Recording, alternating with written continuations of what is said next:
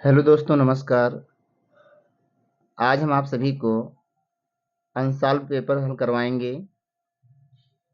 यह पहला model paper है और इसके लिए आपको 3 घंटा 15 मिनट का समय मिलेगा और टोटल मार्क होगा 70। तो आइए हम लोग देखते हैं कि पेपर किस तरीके से हमें हल करना है। यह पेपर 2 सेक्शन में डिवाइड होगा। पहला सेक्शन ए होगा, पार्ट ए, और दूसरा सेक्शन होगा पार्ट बी। तो पार्ट ए आपका 20 नंबर का होगा, जिसका आंसर हम लोग OMR पे देंगे। यह पूरा ऑप्शनल होगा। इसका पहला क्वेश्चन है, यहाँ पर लिखा गया है question number 1 to 3, read the following passage carefully and choose the correct option to answer the questions that follow. इसका अर्थ है कि पहले हमको इसको बहुत ही ध्यानपूर्वक पढ़ना है। पढ़ने के बाद इससे संबंधित यहाँ पर 3 क्वेश्चन पुटअप किए गए हैं और इन तीनों का हमें आंसर टिक करके OMR पे गोला करना है। तो आइए इसको पहले हम लोग पढ़ते हैं। An old man was distressed because his sons always quarreled with one another. एक बूढ़ा आदमी बहुत ही परेशान था क्योंकि उसके बेटे हमेशा आपस में एक दूसरे से लड़ते रहते थे। वन डे, एक दिन, ही कॉल्ड देम, उसने अपने सभी बेटों को बुलाया, to him and showed them a bundle of stick, और उन्हें एक स्टिक का, छड़ी का गट्ठर दिखाया, बंडल दिखाया, टाइड टुगेदर, और उनको बांध दिया। He asked if any one of them was strong enough to break them. उसके बाद उसने अपने उन सभी बेटों से कहा कि एक एक करके आओ और इसको तोड़ना है, इस बंडल को तोड़ना है। First one and then another tried, पहला आया, दूसरा आया, तीसरा आया, इसी तरीके से उसके जितने भी बेटे थे सब एक एक करके आए उसको तोड़ने के लिए। बट लेकिन दे आल फेल्ड, लेकिन वो सभी असफल हो गए, कोई भी तोड़ नहीं सका। ही देन अनटाइड द बंडल, उसके बाद उसने उस बंडल को अनटाइड कर दिया, खोल दिया। एंड टोल्ड देम, और उनसे कहा, to break each stick separately, कि प्रत्येक छड़ी को अलग अलग तोड़ दो। दिस दे डिड इजली, इस काम को उन्होंने अर्थात उसके सभी बेटों ने बड़ी आसानी से कर लिया। And all the sticks were soon broken into pieces, और शीघ्र ही सभी स्टिक्स कई टुकड़ों में टूट गई। 10, इस प्रकार से ही टाट देम, उसने उन्हें बताया, सिखाया, डेट की united they would be strong, sorry,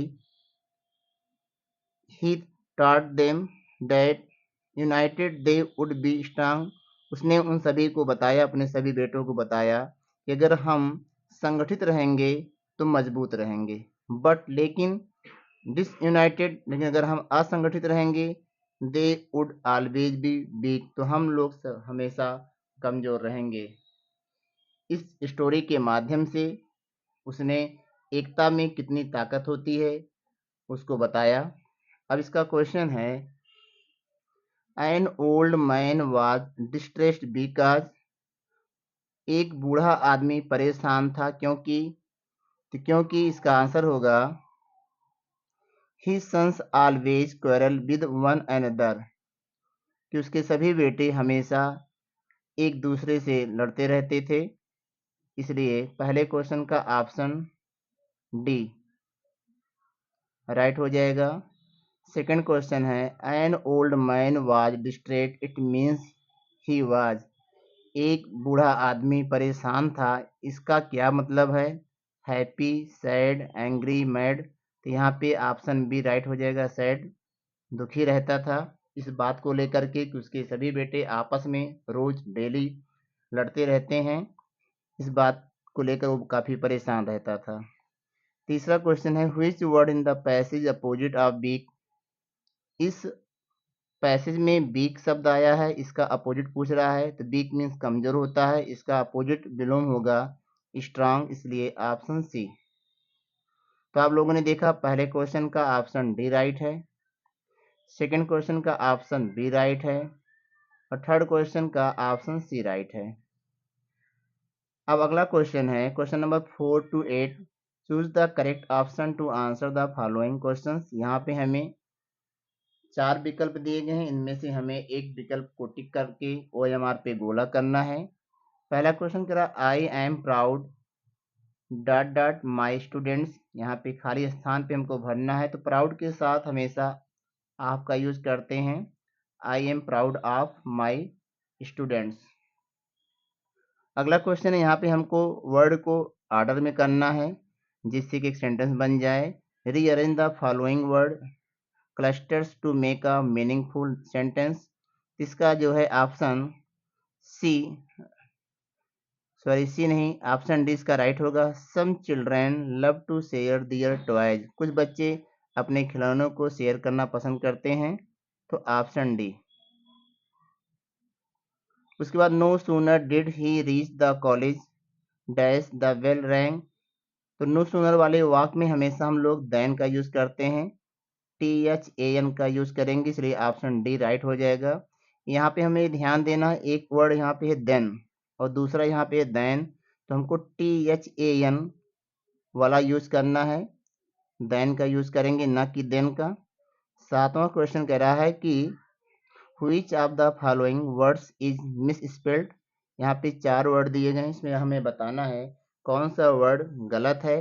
तो मिलिट्री भी सही है, सेंचुरी भी सही है, ऑर्डिनरी भी सही है। ऑप्शन बी यहाँ पर टिक करेंगे।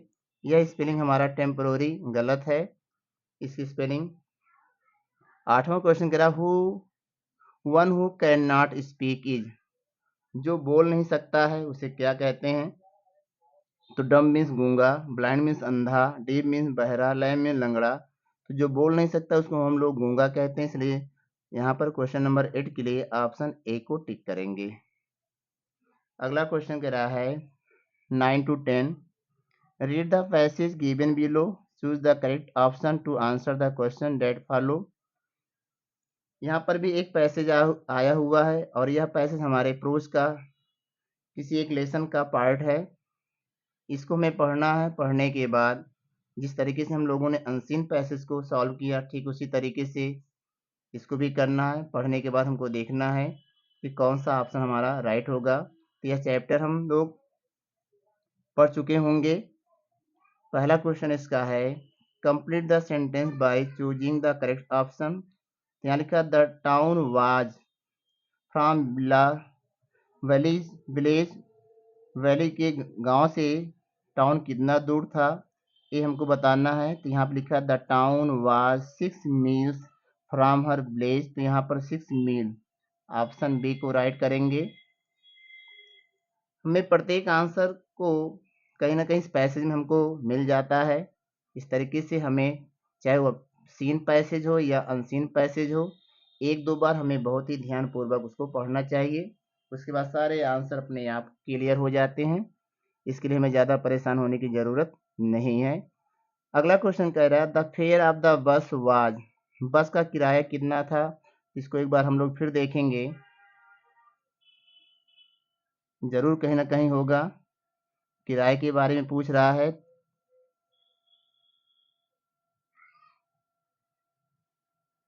ये लिखा हुआ यहाँ पे द फेयर वाज 30 पैसे, 30 पैसे किराया था। तो यहाँ पे देखेंगे ऑप्शन ए 30 पैसे लिखा हुआ है, यहाँ पे ऑप्शन ए को टिक कर देंगे, तो सेंटेंस हमारा एक कंप्लीट हो जाएगा। Question number 10। अब हम लोग आगे बढ़ेंगे 11 to 13। Choose the correct option to answer the following questions. यहाँ पे कह रहा democracy elections were held in South Africa in and Nelson Mandela became the first black president of a new nation. तो पहला इलेक्शन डेमोक्रेसी का, लोकतंत्र का जो पहला चुनाव हुआ था सन 1994 में हुआ था। उसी में नेल्सन मंडेला को जो है प्रथम ब्लैक प्रेसिडेंट को बनाया गया था, शपथ लिया था उन्होंने, यहाँ पर सन 1994 होगा। फ्यूवेली was a 8 years old girl है, यहाँ पे ऑप्शन डी करेंगे हम। तीसरा क्वेश्चन है the poem was about a mother duck and a friend swan, यहाँ पे आप फ्रेंड फिल करेंगे। इस तरीके से क्वेश्चन नंबर 11, 12, 13 हमारा कंप्लीट हो जाएगा। अब हम लोग आगे बढ़ेंगे 14 to 15। इसके अंतर्गत दो क्वेश्चन हैं। यहाँ पर ये पोएट्री का एक पैसेज दिया गया है, एक पद दिया गया है और इसी से क्वेश्चन पुटअप किया गया है। क्वेश्चन नंबर 14 कह रहा है some people say that the word will end in fire, तो यहाँ पे देखें some say the word will end in fire, यहाँ पे फायर दिया है तो यहाँ पे हम फायर को टिक कर देंगे। कुछ लोग का कहना है कि संसार एक दिन आग में समाप्त हो जाएगा, तो ऑप्शन सी राइट हो जाएगा क्वेश्चन नंबर 14 के लिए। अब क्वेश्चन नंबर 15 के लिए हमको देखना है what do you mean by hold, hold means क्या है यहाँ पे, तो यहाँ पे आई थिंक होल्ड के लिए यहाँ पे हम लोग सपोर्ट का यूज करेंगे। ऑप्शन नंबर डी राइट हो जाएगा हमारा। अब हम लोग आगे बढ़ेंगे question number 16 to 20। Choose the correct option to answer the following question. यहाँ पे लिखा when the thief awoke the next morning he found, अगले दिन जब चोर जागा तो उसने पाया, क्या पाया था, Anil had left him, Anil उसे छोड़ के चला गया, Anil had cheated him, Anil ने उसे धोखा दे दिया है, कि Anil had made the T, Anil ने चाय बना दिया है, अनिल वॉज स्लीपिंग, की अनिल सो रहा था। तो यहाँ पे ऑप्शन सी राइट है। अगले दिन जब वो हरीश सिंह नाम का जो चोर था, जब वो जगा उसने देखा कि अनिल उसके लिए चाय बनाया है।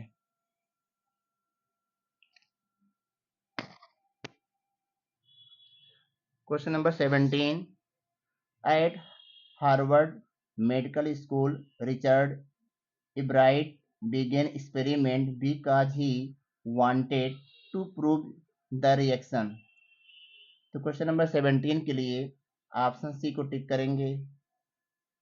18, भोली's फादर रामलाल हैड, भोली के पिता रामलाल के थे कितने बेटे और कितनी बेटियां थी, तो ऑप्शन बी इसका सही हो जाएगा right.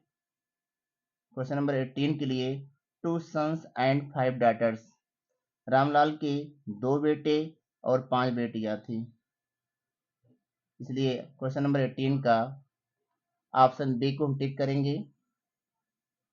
Turkey actual problem was, Turkey की वास्तविक समस्या क्या थी, ना तो कुपोषित था और ना ही उसको फीवर था, ना तो मलेरिया था। Vomiting because of excess of food, उसे उसकी जो मालकिन थी मिसेस पेम्फ्रे उसको अधिक से अधिक भोजन खिलाती थी जिससे उसे उल्टी होती थी, इसलिए यहाँ पर हम ऑप्शन सी को टिक करेंगे। क्वेश्चन नंबर 20 जो कि लास्ट है, ये OMR का अंतिम क्वेश्चन है। In the story the necklace that was lost was, किसका बना हुआ था, तो नेकलेस जो गायब हो गया था, खो गया था, a necklace of artificial diamond, वह नेकलेस जो है आर्टिफिशियल डायमंड का था। इस तरीके से पार्ट ए हमारा कंप्लीट हुआ, जिसका आंसर हम लोगों को OMR पे देना था। अब हम लोग पार्ट बी के बारे में पढ़ेंगे। यहाँ पर भी एक अनसीन पैसेज दिया गया है। पार्ट बी के अंतर्गत read the following passage and answer the question that follow. Part A में भी एक अनसीन पैसेज आया हुआ था जिसमें हमें आंसर ऑप्शनल में देना था OMR पे, लेकिन यहाँ पर भी एक अनसीन पैसेज दिया गया है, इसका आंसर हमें लिखना है, जो कि 50 नंबर में हमको देखना है इसको। इसके लिए हमें 7 अंक दिए जाएंगे। तो पहला क्वेश्चन है why did the poor women go to the Buddha, poor women Buddha के पास क्यों गई थी, तो गई थी, इसको हम लिखेंगे the poor women went to the Buddha to take the medicine to restore her dead child to life. वह चाहती थी कि हम बुद्ध के पास जाएं और वहां से कोई ऐसी दवा लाएं जिससे कि हमारा जो बेटा है वो जीवित हो जाए। इस उद्देश्य से वह औरत जो है बुद्ध के पास गई थी। सेकंड क्वेश्चन कह रहा है what did the Buddha ask the women to do, Buddha ने उस औरत को क्या करने के लिए कहा? तो इसको लिखेंगे Buddha asked the women to bring, to लिखेंगे, उसके बाद यहाँ लिखेंगे to bring a handful of mustard seed from a house where death had never visited, कि एक ऐसे किसी घर से एक मुट्ठी भर सरसों लेकर आओ जहां पर आज तक मृत्यु दस्तक न दी हो, जिसके घर में कोई मृत्यु न हुई हो, वहां से एक मुट्ठी सरसों लाने के लिए बुद्ध ने बोला था।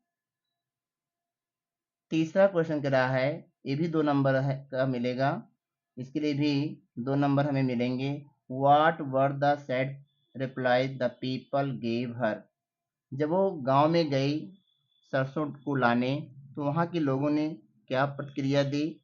तो यहाँ पर हम लिखेंगे she met with sad reply, one said I have lost my husband, another said our youngest child died last year, ये आंसर हो जाएगा। फिर चौथा क्वेश्चन कह रहा है, question D, which word in the passage means softly, softly का क्या मतलब है, क्या अर्थ है इस पैसेज में? तो यहाँ पे हो जाएगा टेंडरली, जिसका अर्थ था कोमलता से, प्यार से।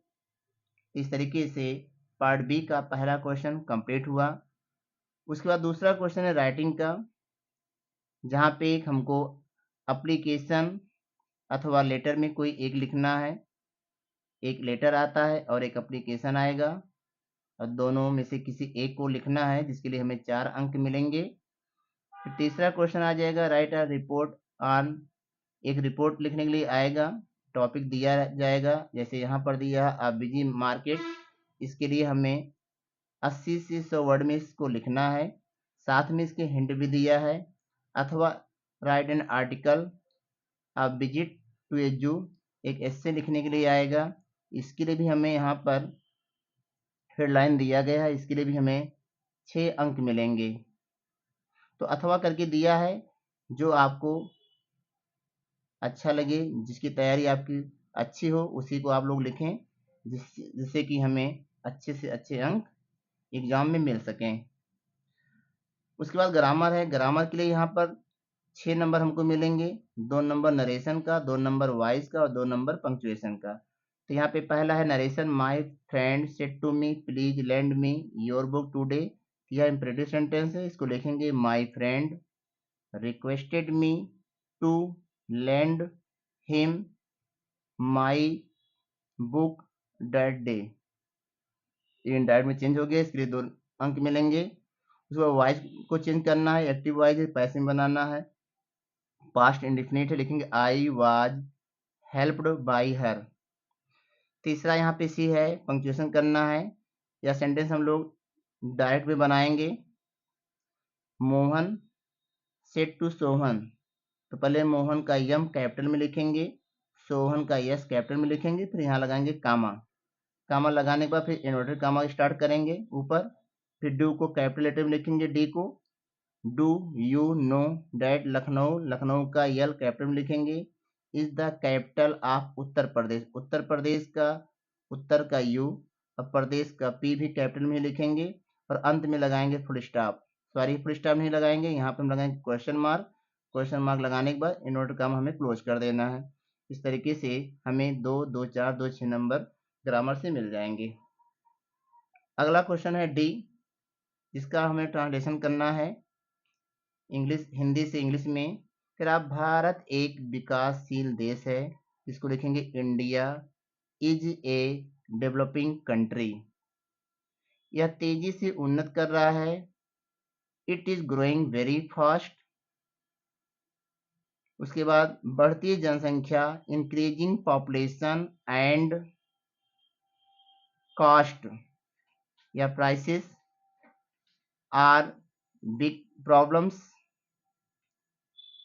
Our country will be great by controlling it. इस तरीके से इसका हम लोग ट्रांसलेशन करेंगे और इसके लिए हमें 4 अंक मिलेंगे। अब हम लोग आगे बढ़ते हैं लिटरेचर की तरफ। लिटरेचर में यहाँ पर answer the following questions in about 30 to 40 words each. यहाँ पे कुल मिलाकर के ए और बी 2 क्वेश्चन दिए हैं, लेकिन अथवा करने के कारण यहाँ पे 4 क्वेश्चन बनेंगे, ए के लिए 2, बी के लिए 2, जिसमें हमें ए से 1 का उत्तर देना है और बी से 1 का उत्तर देना है 30 से 40 शब्दों में, और इसके लिए हमें 3-3 अंक मिलेंगे, कुल मिला के 6 अंक मिलेंगे। एक क्वेश्चन का आंसर हमें ए से लेना है, एक क्वेश्चन का आंसर हमें बी से लेना है। फिर आगे बढ़ेंगे, answer any one of the following in about 60 word. यहाँ पे 2 क्वेश्चन पूछे गए हैं, हमें केवल एक का ही उत्तर देना है जो कि लॉन्ग है, इसको 60 वर्ड में देना है, 60 शब्दों में, और इसके लिए हमें 4 अंक मिलेंगे। फिर 7वां है, who has compose the poem dust of snow, what message does the poet give us through the poem. कह रहा है कि कौन सा संदेश हमें इस कविता के माध्यम से कवि देना चाहता है, और इस कविता के कवि कौन है, इसको हमें लिखना है। तो इसके लिए हमें 3 अंक मिलेंगे। अथवा करके फिर कह रहा है कि या तो फिर आप 4 लाइन की कोई एक कविता लिखिए, do not copy the lines given in the question paper. लेकिन आपको ऐसी कविता लिखना है जिसकी लाइनें जो है, जिनकी पंक्तियां इस प्रश्न पत्र में ना आया हो। तो इस तरीके से आप चाहे क्वेश्चन नंबर 7 के लिए इसका आंसर दे सकते हैं, या फिर आप कोई एक 4 लाइन की कविता लिखें तो उसके लिए भी आपको 3 ही अंक मिलेगा। तो दोनों में से किसी एक का हमें उत्तर देना है। क्वेश्चन नंबर 8वां है सेंट्रल आइडिया का। यहाँ पे 3 सेंट्रल आइडिया दिया गया है, Amanda, dust of snow, A tiger in the zoo. लेकिन इन तीनों में से किसी एक का ही हमें सेंट्रल आइडिया लिखना है, और उसके लिए हमें 3 अंक मिलेंगे। अगला क्वेश्चन है, answer any one of the following in about 30 to 40 words. यहाँ पर भी 2 क्वेश्चन पुटअप किए गए हैं, और ये आपके सप्लीमेंट्री से हैं दोनों ही क्वेश्चन, बट हमें इन दोनों में से किसी एक का ही आंसर देना है, और इसके लिए भी हमें ये हमें 60 आंसर है, 2 60 आंसर यहाँ पे दिया गया है, क्वेश्चन दिया गया है, और दोनों में से हमें किसी एक का ही उत्तर लिखना है, जिसके लिए हमें 3 अंक मिलेंगे। फिर आगे लास्ट क्वेश्चन है, आंसर एनी वन, ये हमारा लॉन्ग है, सप्लीमेंट्री का ये हमारा लॉन्ग है। यहाँ पर 2 लॉन्ग दिया गया है, और दोनों में से किसी एक का आंसर देना है, जिसके लिए हमें मिलेंगे 4 अंक। इस तरीके से हम लोग मॉडल पेपर को हल करेंगे। आप लोग प्रत्येक मॉडल पेपर को बहुत ही ध्यानपूर्वक हल करते रहिए और अपनी तैयारी बनाते रहिए, जिससे कि आप लोगों को बोर्ड एग्जाम में अच्छे से अच्छे अंक मिल सकें। धन्यवाद।